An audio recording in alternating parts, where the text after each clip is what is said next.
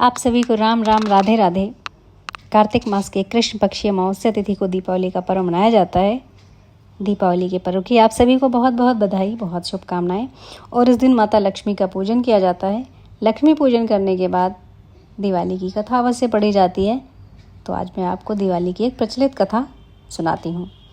किसी नगर में एक साहूकार रहता था। उसकी एक बेटी थी। वो रोज़ाना घर के सामने लगे पीपल के पेड़ पर जल चढ़ाती थी। उस पीपल पे लक्ष्मी जी का वास था।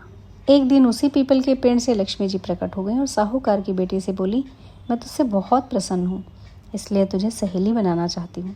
साहूकार की बेटी बोली, क्षमा कीजिए, मैं अपने माता पिता से पूछकर ही बताऊंगी। उसने घर आकर अपने माता पिता से सारी बातें कहीं और उनकी आज्ञा से लक्ष्मी जी का प्रस्ताव स्वीकार कर लिया। इस तरह वे दोनों सहेलियाँ बन गईं। लक्ष्मी जी उससे बहुत प्रेम करती थी। एक दिन लक्ष्मी जी ने उसे भोजन के लिए बुलाया। जब साहूकार की बेटी भोजन करने के लिए पहुंची तो लक्ष्मी जी ने उसे सोने चांदी के बर्तनों में खाना खिलाया, सोने की चौकी पर बिठाया और उसे बहुत कीमती रेशमी कपड़े, ओढ़नी पहनने के लिए दिए। इसके बाद लक्ष्मी जी ने कहा कि कुछ दिन बाद मैं तुम्हारे यहाँ आकर जाऊंगी। साहूकार की बेटी ने हाँ कर दी और घर चली आई। उसने जब सारी बातें माता पिता को बताई तो वे बहुत खुश हुए, लेकिन बेटी कुछ सोचकर उदास होकर बैठ गई।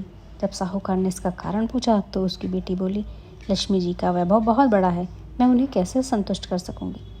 ये सुनकर उसके पिता ने कहा, घर की ज़मीन को अच्छी तरह से लीपना और अपनी पूरी श्रद्धा से रूखा सूखा जैसा भी भोजन बने उसे बहुत प्रेम से लक्ष्मी जी को खिला देना। पिता बात पूरी ही करने वाले थे कि एक चील कहीं से उड़ती हुई आई और बेशकीमती 9 लखा हार साहूकार के आंगन में गिराकर चली गई। ये देखकर साहूकार की बेटी खुश हो गई। उसने पिता की बात मानी और घर को सुंदर तरीके से सजाया। ज़मीन की सफाई की, लिपाई की।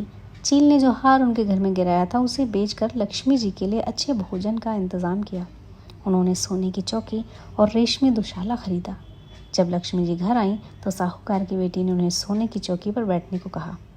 इस पर लक्ष्मी जी ने कहा, इस पर तो राजा रानी बैठते हैं।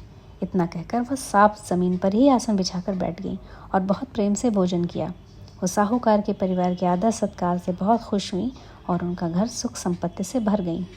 हे लक्ष्मी माता, जिस तरह आपने साहूकार के परिवार पर अपनी कृपा बरसाई, उसी तरह सबके घरों को सुख संपत्ति से भर देना।